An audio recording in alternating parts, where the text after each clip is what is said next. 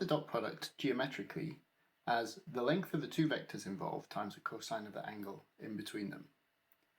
It turns out it's actually easier often to calculate the dot product using components of vectors.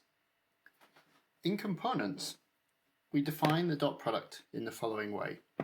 U dot v is equal to ux vx plus uy vy plus uz vz. It's not immediately obvious why this is the case, and we'll prove it in just a moment. But first let's see the previous example that we looked at before, where we took the vector 1, 1 and formed the dot product with the vector I, which points along the x direction, which is 1, 0. Now, to do this previously, we calculated it by drawing a picture and working at the angle between the vectors. Often that can be quite difficult, especially in 3 dimensions. And in fact, in this example, we can see that the dot product using the above definition in components is just 1 times 1 plus 1 times 0, which is 1, which is what we had before. So clearly it's going to be a lot easier if we know vectors in components to calculate their dot product. But why is this the case? So let's prove this formula for the dot product using the cosine rule for triangles. So let's start by drawing two vectors, u and v, with an angle theta between them. So we know how to calculate u dot v from this setup as length of u times length of v times the cosine of theta. Now let's relate that to components. Well, let's draw in to A does in this. Let's fill in this triangle by drawing the vector which points from the end of u to the tip of v. And this vector is v minus u. Then we can calculate from the cosine rule the length of v minus u squared is equal to the length of v squared plus the length of u squared minus 2 times the length of u times the length of v times the cosine of the angle between them. And this is just the cosine rule for triangles, but now using the lengths of the vectors of the sides of the triangle. So this implies then, if I rearrange this equation, let's arrange it for the part that we can spot as u dot v, which is the length of u. Now what we're going to do is expand the right hand side of this equation, the lengths of u and the lengths of v and so on, in components and see what we get. So what we've got here then is u dot v is equal to a half. Now the length of u squared is ux squared plus uy squared plus uz squared. The length of v is vx squared plus vy squared plus vz squared.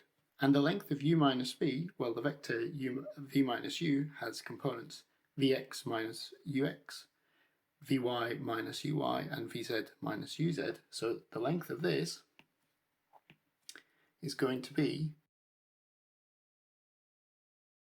So now we have a bunch of products to expand. So expanding these out, I get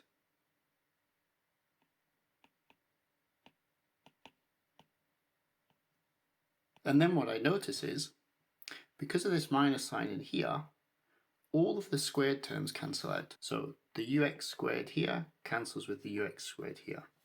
The uy squared here cancels with the uy squared here, and so on. And then what we're left with is just as we expected. In fact, a really useful application of this form of the dot product is we can use it to find the angle between vectors really simply in 3 dimensions without having to draw a diagram and figure out things like which plane the vectors lie in and so on.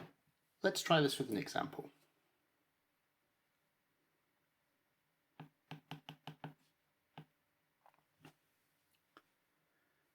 Okay, so without using the dot product, this is a very complicated problem, but with the dot product, we can find the angle quite easily.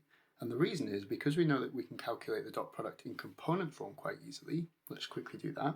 So in component form, u dot v is just the x components of the two vectors multiplied together, so that's minus 1 times 3, plus the y components multiplied together, plus the z components multiplied together. And this equals minus 3. Okay, so the dot product can be a negative number as well as a positive number. Then the angle between them has a cosine which is equal to u dot v divided by the length of u times the length of v. Or if you prefer, you can think of this as the dot product between u hat and v hat, the two unit vectors associated with u and v.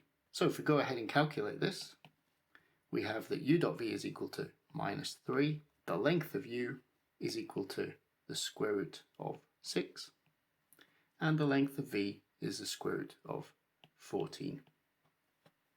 Not a very nice number, but if we take the inverse cosine function of this, theta is just the inverse cosine of minus 3 over the square root of 6, square root of 14, and that comes out to be about 109 degrees.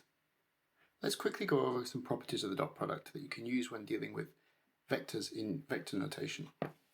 First is if I take a vector, u, and form the dot product of the vector with itself, then this is just equal to the length of u squared. And this follows just straight from the definition.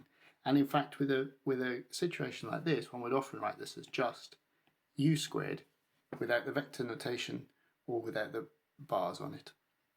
So if you're dealing with a vector and you see the vector squared without any of those symbols around it, it just means the dot product of the vector with itself. For two vectors u and v, if I take u dot v, that's the same as v dot u. Seems like a trivial statement, easy to prove, but is actually quite important property. Finally, if we take u and take the dot product with a sum of vectors v plus w, then that's the same as u dot v plus u dot w. What is the meaning of the dot product? Let's draw a diagram which will help us explain this. Let's take two vectors u and v with some angle theta between them. What does u dot v mean for this pair of vectors?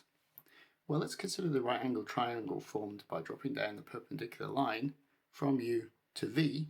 Then we can think of this length of this part in here as the component of u along the vector v,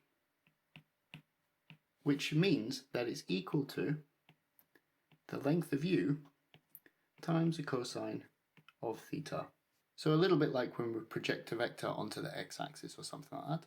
This is projecting the vector u onto the vector v, resulting in the length u modulus of u times the cosine of theta.